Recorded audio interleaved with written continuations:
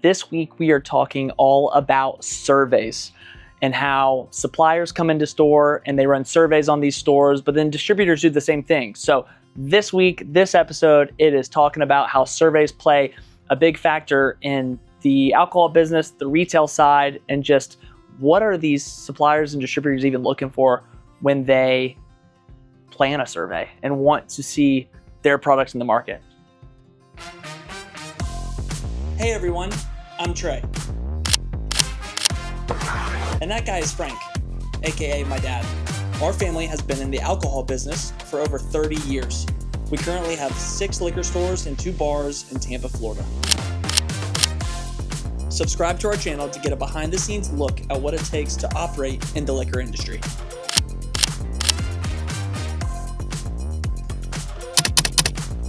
Trey, how do I get this camera to work? So we're at the Bears Avenue location, and it's important for me, number one, that everything is front facing and clean and really makes sense. And so when surveys come into play, I'll usually get a phone call or a text message from a supplier saying, hey Trey, just to let you know, my boss's boss is coming into town. We want to see how this product looks at the Liquor Depot locations. Most of the time, they only look at 1 or 2 locations to kind of gauge. They will look at more of the higher volume stores, but they'll plan it. And I will be very honest about this. A lot of the time, these surveys are just kind of bullshit, to be quite honest with you. They come in, they want to make sure that their products looked absolutely amazing for that 1 hour that they come in and do it, and then that's really it. Now, that's not always the case. I can name, a few suppliers. Sazerac is a great example that they are really dialed into my locations all the time. So they really do look good all the time. I mean, you can see when new products are coming in and displays. So other than, them and maybe 1 or 2 others, surveys are kind of a pain in the ass. Hey, Jerry Rakers, market development representative for Sazerac brands.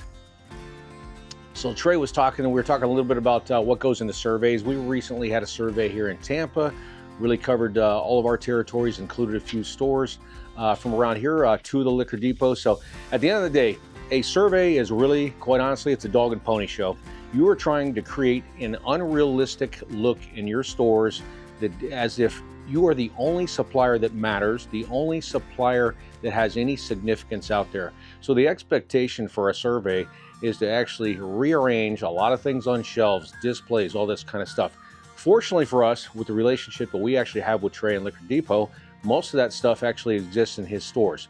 So that all being said, my goal ultimately is to take care of my stores. I have to juggle between what my company wants and what actually makes sense for the store.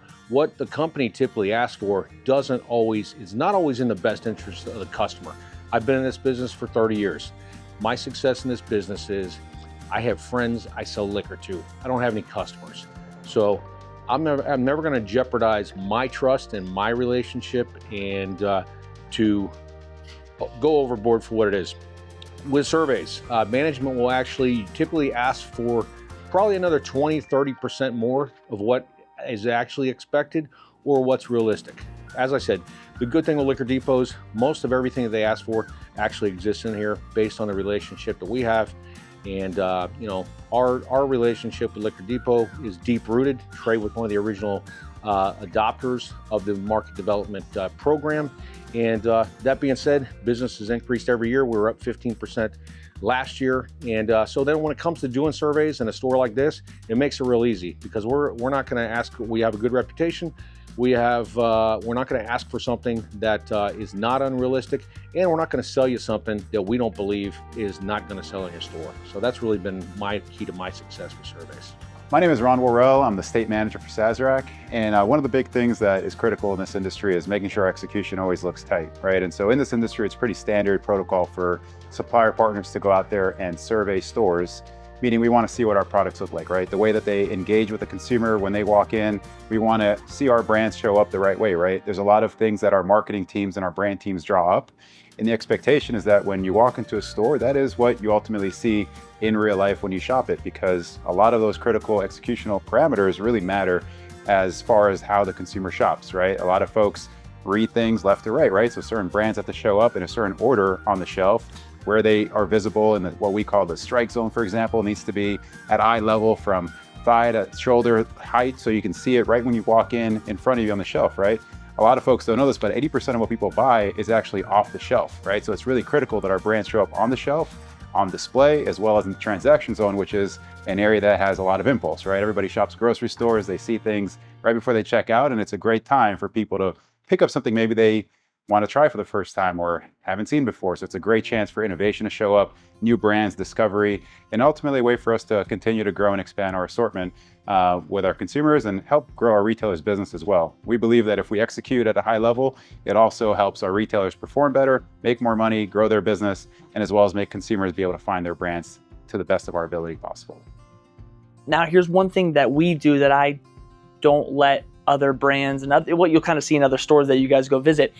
Everything in the Liquor Depot locations are single faced. So I don't care if you're Tito's, I don't care if you're Fireball, it's one facing. And that kind of gives, opportunity for the smaller brands to be shown along with the big brands. And so I'll show you over here, Tito's 750s have only one spot. Now they have liters, of course, and then 175s, which as you can see, flying off the shelf. But no matter what the product is, it's going to be single face. And that gives us opportunity to have more variety. That gives us opportunity to have, some of maybe these craftier brands that not everybody has. That's a local vodka brand. Hey there, I'm Brian with Pep Distributing. I'm a market manager for the greater Tampa area. And for surveys, what we do, our account managers come in and they take a monthly iris survey, door by door, and it picks up each product, each facing, and every single door. And it gives us a general idea of what's in the account. And this is done on a monthly basis. And I'll come in behind them to see if everything's placed correctly.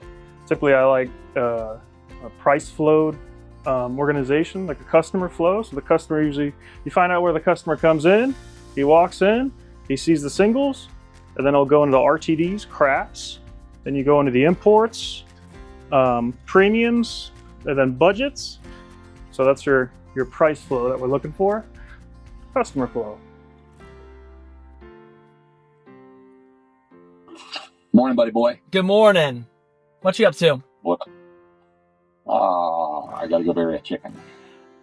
I had a chicken die. Oh, okay. Well, we're having very different mornings.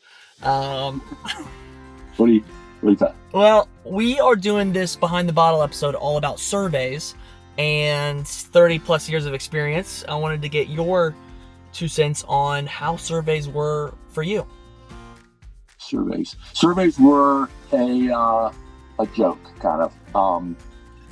I do remember them like always needing to come in and look at stores, and they'd have a big guy from one of the big companies coming in, and this was the distributors, and they had supplier guys coming in, and they would. I can remember them actually bringing product in that I didn't even own, stacking it in a display, making it beautiful.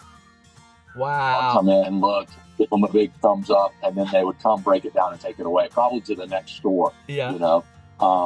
And then I also remember distributors would have like the suppliers might have a Seagram's guy might live in Tampa, and he'd pop in stores, all around, and so they're always real interested in having their stuff in the right spot, in the right rows, in the right order.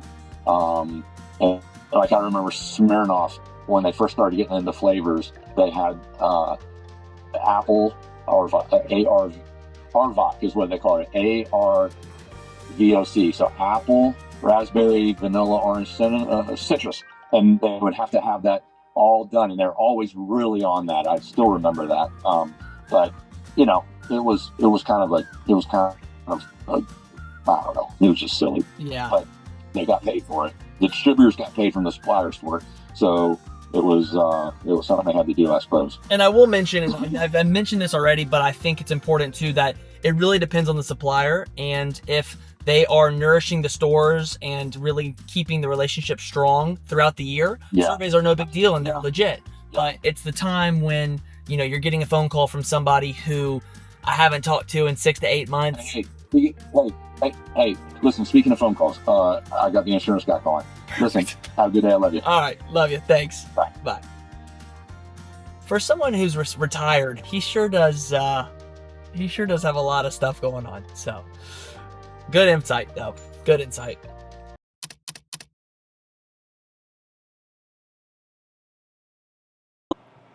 Really, for them, the best way to do it. I don't like that camera. We're gonna cut that.